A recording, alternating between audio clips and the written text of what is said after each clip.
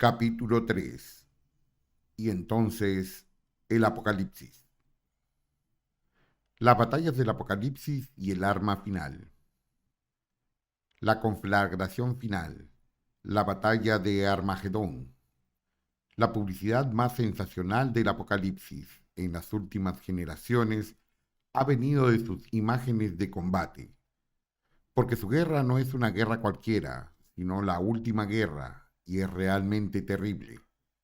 Espíritus demoníacos van en busca de los reyes del mundo entero para reunirlos para la batalla. Apocalipsis capítulo 16, versículo 14. San Juan describe una guerra mundial que es al mismo tiempo una guerra supramundial. Entonces estalló una guerra en el cielo. Miguel y sus ángeles luchando contra el dragón. Apocalipsis capítulo 12, versículo 7. Los ángeles vaciaron los cálices de la ira de Dios, y ejércitos poderosos se batieron en retirada atemorizados. Los recuentos de víctimas se disparan, y las tribulaciones se extienden incluso al pueblo de Dios. La oscuridad parece triunfar. Los futuristas como Hal Lindsey han pretendido que estos detalles corresponden literalmente a una batalla a la que el mundo se está aproximando rápidamente en el cambio de milenio. En un tono similar, algunos católicos futuristas descubren una unidad de testimonio en la visión de Juan, las predicciones de Fátima y acontecimientos de la actualidad informativa. No descarto las interpretaciones futuristas de las batallas del Apocalipsis. Quizás todos los detalles apocalípticos se desarrollarán de una u otra manera cuando Dios provoque el fin de esta era. Pero no creo que la lectura futurista deba ser nuestro enfoque primario cuando leemos el libro del Apocalipsis. Las predicciones, al fin y al cabo, pueden ser de urgente preocupación para aquellos que estén viviendo en el momento de la batalla final. Pero esto no podemos saberlo nunca con seguridad. Antes que nosotros se han sucedido generaciones de futuristas y han muerto perdiendo años preciosos con preocupaciones obsesivas de si Napoleón, Hitler o Stalin eran por fin la bestia predicha. Gobernantes horribles vienen y van. Escenarios futuristas se levantan y se disipan como aros de humo a medida que el último año del futuro se desvanece en la historia. Los otros sentidos del Apocalipsis, sin embargo, permanecen con nosotros con una urgencia constante, una llamada personal. Estrellando símbolos. ¿Qué entendemos por sentidos de la Sagrada Escritura? Desde los primeros tiempos, los maestros cristianos han hablado de que la Biblia tiene un sentido literal y un sentido espiritual. El sentido literal puede describir una persona, lugar o acontecimiento históricos. El sentido espiritual pretende, a través de esa misma persona, lugar o acontecimiento, revelar una verdad acerca de Jesucristo, de la vida moral, del destino de nuestras almas o de las tres juntas. La tradición nos enseña, sin embargo, que el sentido literal es fundamental, pero la identificación del sentido literal del Apocalipsis es una empresa de la mayor dificultad y es obligado que sea polémica. A fin de cuentas, los intérpretes están profundamente divididos en la cuestión de si el libro está describiendo literalmente acontecimientos pasados o futuros, o acontecimientos pasados y futuros, pues el Apocalipsis puede aplicarse muy concretamente a ambos. San Agustín habló de estas dificultades en su libro La ciudad de Dios, y Santo Tomás se hizo eco de su perplejidad en la Suma Teológica. Pero no es fácil saber qué pueden significar estos signos, porque las señales de las que leemos se refieren no solo a la venida de Cristo para juzgar, sino también al momento del saqueo de Jerusalén y a la venida de Cristo que visita incesantemente a su iglesia. La interpretación del libro del Apocalipsis se complica aún más porque, en la visión de San Juan, los sentidos literal y espiritual parecen mezclarse. Mientras que el Evangelio de Juan es una fina obra de arte, su Apocalipsis emplea los símbolos torpemente. Por ejemplo, Juan habla de una ciudad y te dice que sus nombres, Egipto y Sodoma, son figurados. A continuación, sin más ni más, te dice de qué ciudad se trata en realidad. Apocalipsis capítulo 11, versículo 8. Incluso cuando hace un acertijo del nombre de una bestia, te dice claramente que está haciendo un acertijo. No es tiempo de ser demasiado hostiles, parece decir San Juan. ¿Y por qué es eso? Porque estaba viviendo en tiempo de guerra. ¿Cuán pronto es pronto? En el Apocalipsis, Juan alude a las graves tribulaciones con que se encontraban los cristianos de entonces, aunque rara vez da nombres y nunca da fechas, más que para decir que era el día del Señor.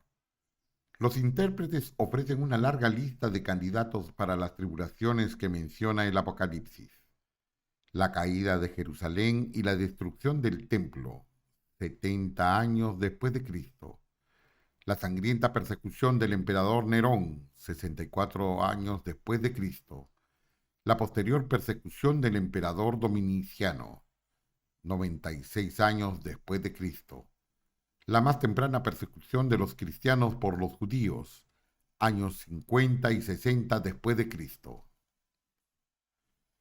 En cierto sentido, por supuesto, en un sentido espiritual, todas estas interpretaciones son verdaderas, porque el Apocalipsis realmente da ánimos a todos los cristianos que sufren tribulaciones o persecuciones de cualquier tipo.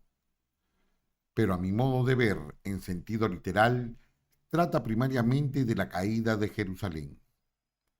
Desde el primer momento, el Apocalipsis tiene un tono de inminencia, la revelación de Jesucristo, que Dios le dio para que mostrase a sus siervos lo que va a suceder pronto. Apocalipsis capítulo 1, versículo 1. El mensaje vuelve a aparecer a lo largo del libro: vengo pronto. Apocalipsis capítulo 1, versículos 1 y 3. Capítulo 3, versículo 11. Capítulo 22, versículos del 6 al 7, 10, 12 y 20. Jesús mismo indicó que pronto volvería, incluso antes de que pasase una generación desde su resurrección. Hay algunos que están aquí que no gustarán la muerte antes de que vean al Hijo del Hombre venir en su reino. Mateo capítulo 16, versículo 28. No pasará esta generación hasta que sucedan todas estas cosas. Mateo capítulo 24, versículo 34. Hoy en día, la mayoría de nosotros asociamos ese pronto con la segunda venida de Jesucristo al final del mundo. Y esto, por supuesto, que es verdad. San Juan y Jesús estaban hablando del final de la historia. Pienso, sin embargo, que también y principalmente estaban hablando del fin de un mundo, la destrucción del templo de Jerusalén y con ella el fin del mundo de la antigua alianza, con sus sacrificios y rituales y sus barreras entre cielo y tierra. La parusía o venida de Jesús iba a ser más que un final. Era un comienzo, una nueva Jerusalén, una nueva alianza, un cielo y una tierra nuevos. Tanto San Juan como Jesús se refieren no solo a una lejana parusía o retorno, sino a la continua parusía de Jesús, que tuvo lugar en la primera generación cristiana, como sigue teniendo lugar hoy. No deberíamos olvidar que el sentido original de la palabra griega parusía es presencia, y que la presencia de Jesús es real y permanente en el Santísimo Sacramento de la Eucaristía. Por eso, cuando Juan y Jesús dijeron pronto, creo que lo decían bastante literalmente, pues la Iglesia es el reino que ya ha empezado sobre la tierra y es el lugar de la parusía en cada misa. Prostitutas y rumores de guerra. Juan indica claramente que la gran ciudad del capítulo 11 del Apocalipsis es Jerusalén. Escribió: Sus cadáveres quedarán en la calle de la gran ciudad que alegóricamente se llama Sodoma y Egipto, donde fue crucificado su Señor.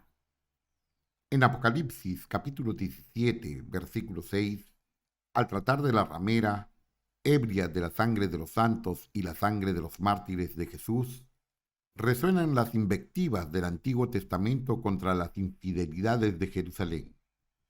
Ezequiel capítulo 16, versículos del 2 al 63.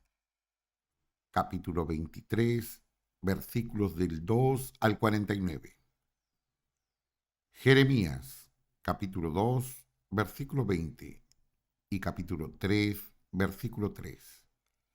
Isaías, capítulo 1, versículo 21. Y otros hablan con desprecio de la ciudad como si fuera una prostituta.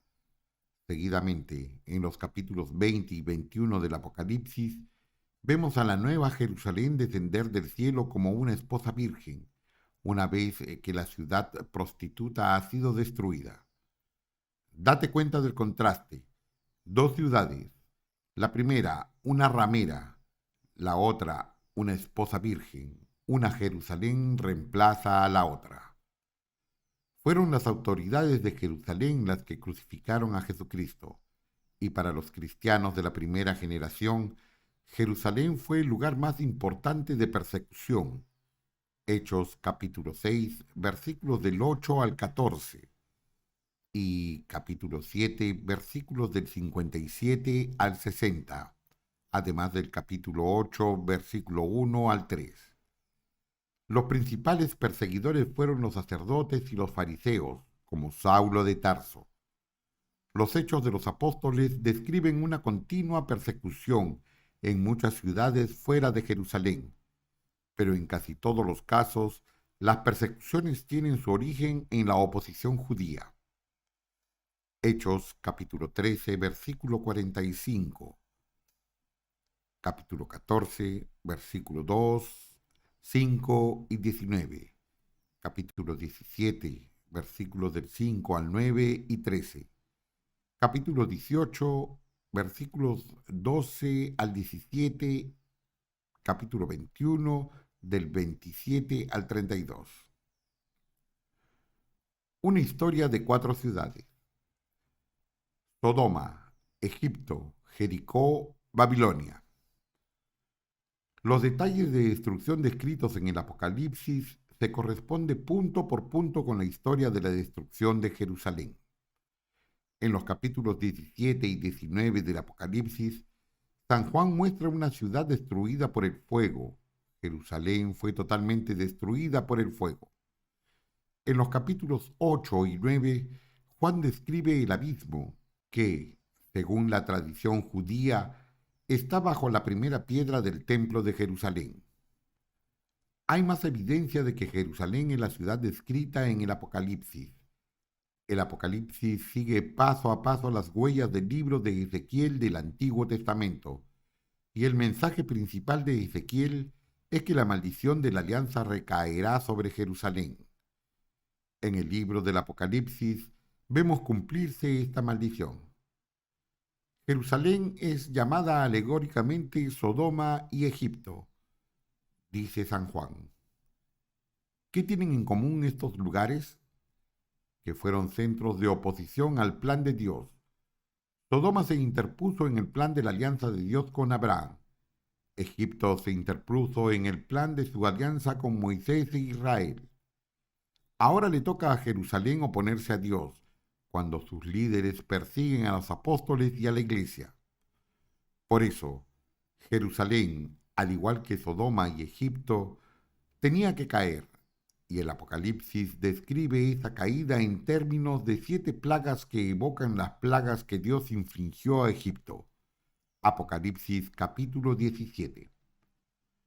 Cuando cae la ciudad, oímos aún más resonancias del Antiguo Testamento, pues la gran ciudad cae al son de 7 trompetas tocadas por 7 ángeles. Apocalipsis capítulo 8 y 9. Este pasaje del Apocalipsis sigue de cerca el relato de la caída de Jericó. Josué capítulo 6, versículos del 3 al 7. Ambos pasajes comienzan con un silencio, prosiguen con el toque de las 7 trompetas y terminan con un grito.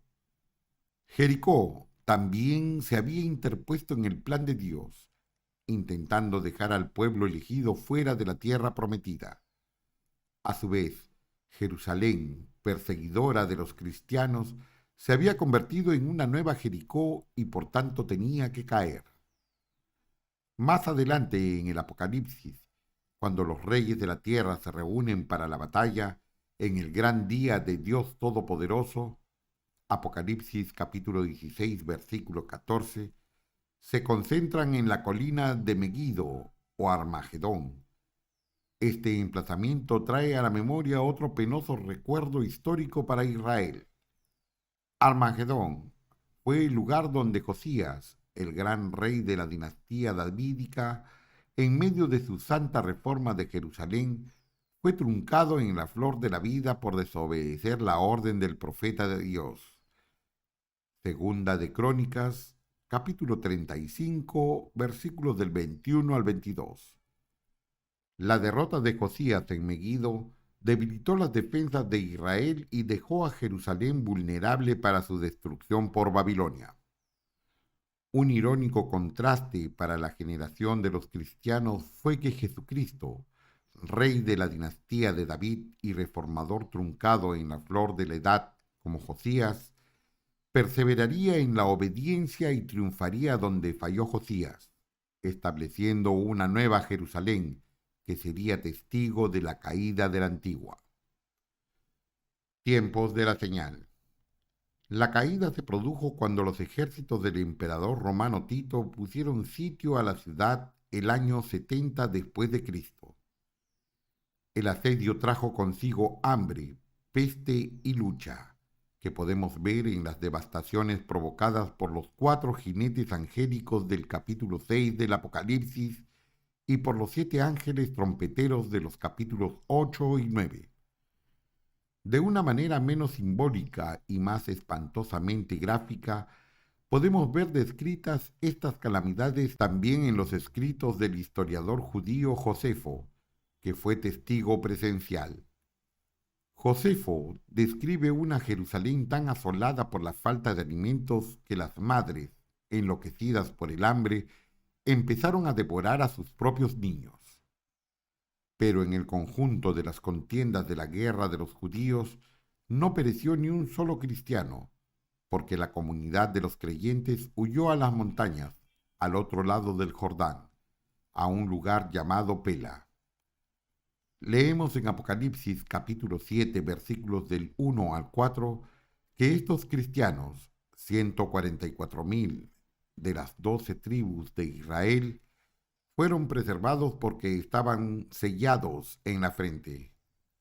Esto recuerda la señal del resto de Dios según Ezequiel. Ezequiel capítulo 9, versículos del 2 al 4, donde la palabra hebrea que sirve de señal es la tau, transcrita como la letra griega T. De manera similar, en el año 70, Dios salvó al resto de Israel que estaba marcado con la tau, la señal de la cruz.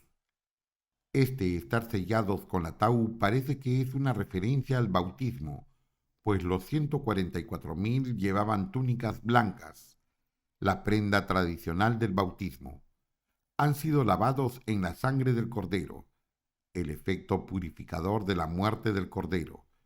Son conducidos por el Cordero a fuentes de agua viva. Juan capítulos 3, 4 y 7. En la iglesia primitiva el término sellados se aplicó corrientemente al bautismo. Romanos capítulos del 4 al 6. Efesios capítulo 1 versículos del 11 al 14 y Segunda de Corintios capítulo 1 versículo 22. Los cristianos llevaban la señal y contaban con aliados angélicos. El libro del Apocalipsis pone de manifiesto que, aunque cada creyente debe enfrentarse a poderosas fuerzas sobrenaturales, ningún cristiano lucha solo.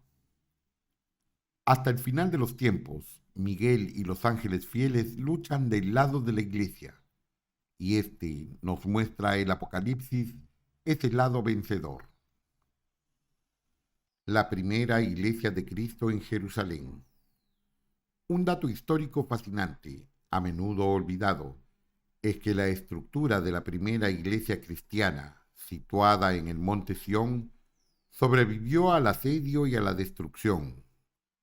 El año 70, la Legión Décima Romana se instaló entre la iglesia de Sión y los sectores incendiados de Jerusalén. Cuando el año 130 llegó Adriano para acabar con la segunda revuelta judía, Jerusalén estaba aún en ruinas, en forma San Epifanio, excepto unas pocas casas y la pequeña iglesia de Dios en el lugar donde los discípulos subieron a la estancia superior. De todos los sitios sagrados de la ciudad santa y de sus alrededores, ¿por qué preservó Dios la habitación de arriba?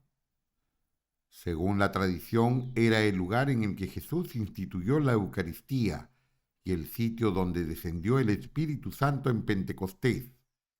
Así que fue el lugar en que los cristianos fueron alimentados por primera vez con vistas a la inminente hambruna, en que fueron sellados por el Espíritu para salvarse de la destrucción que estaba por venir. Precisamente esta iglesia parece que fue preservada de la, por lo demás total, destrucción de Jerusalén.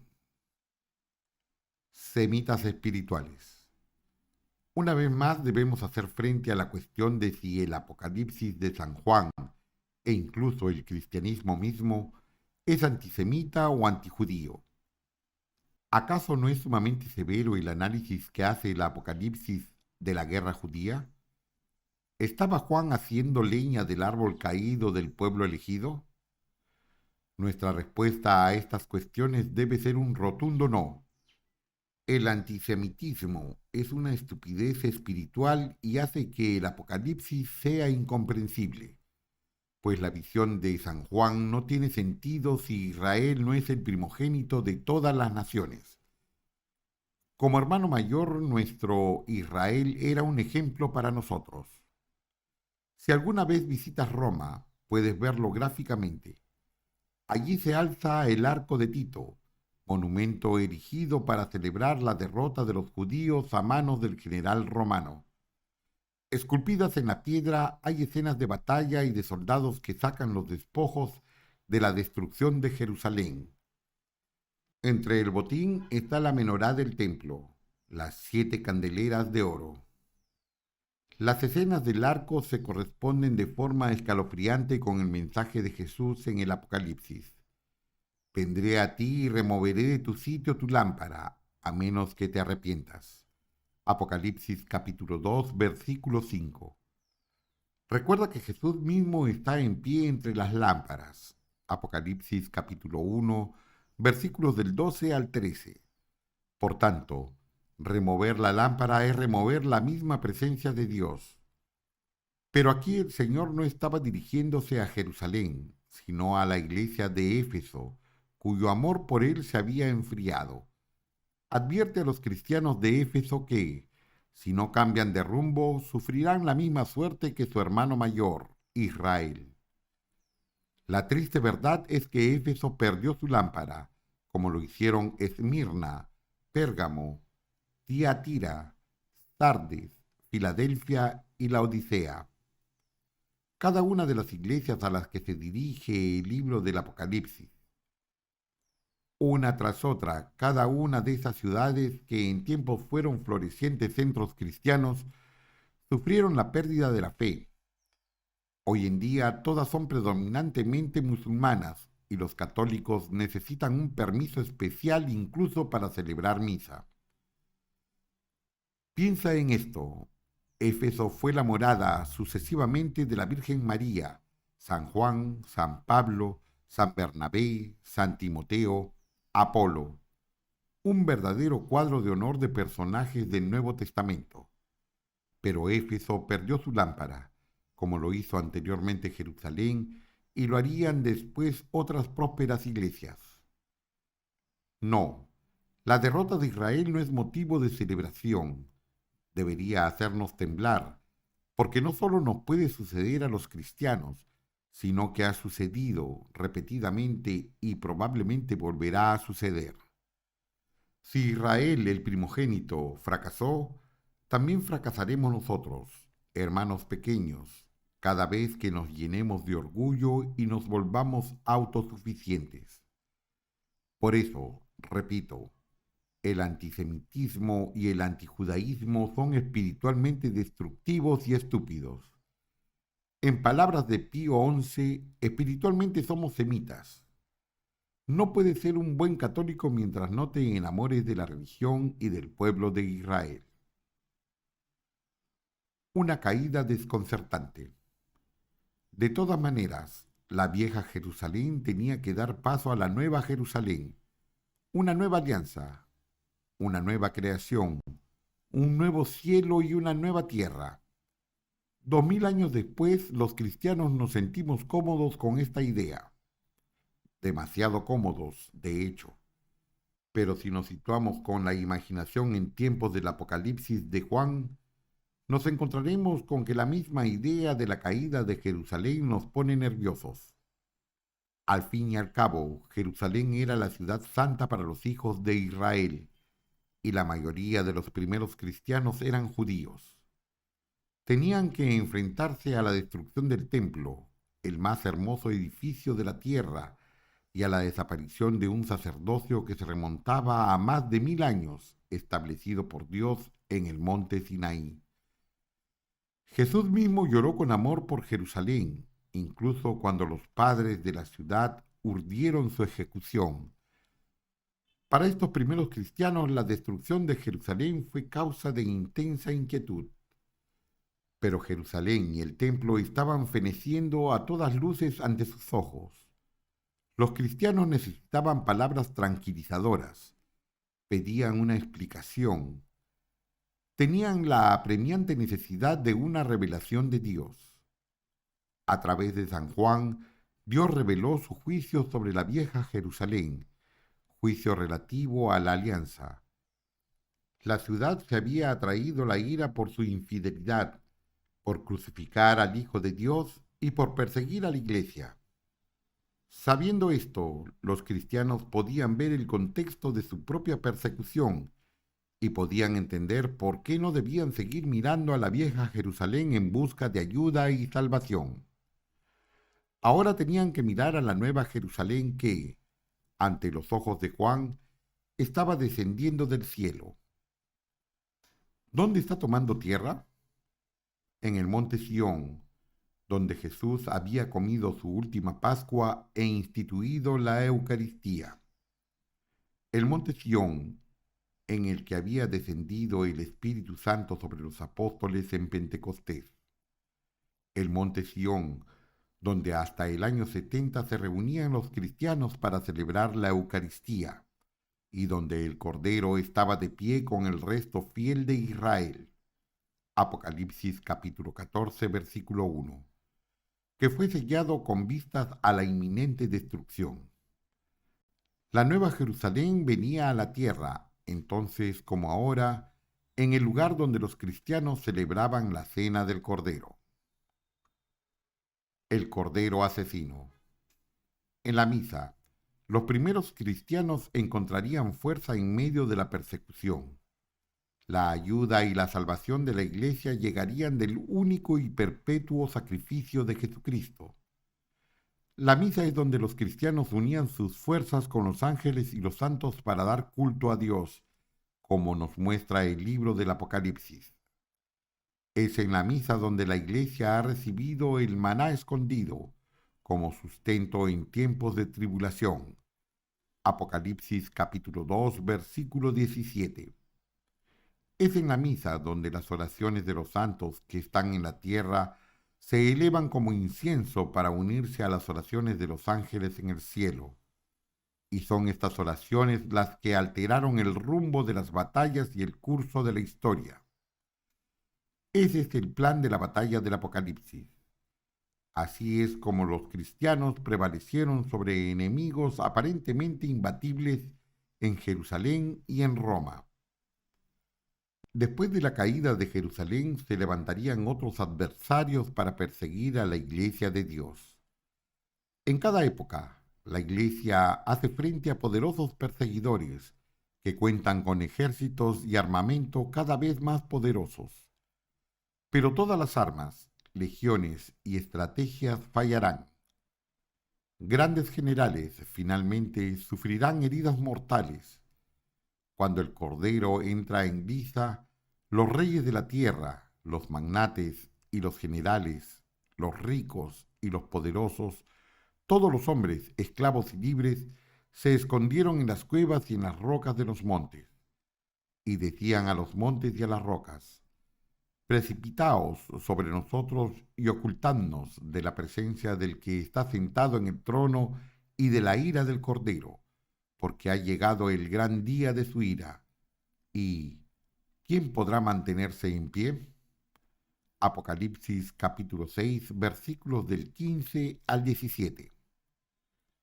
La iglesia es el ejército del Cordero, las fuerzas de Sión preservadas de la destrucción de Jerusalén. El ejército del Cordero saca fuerzas del banquete del cielo.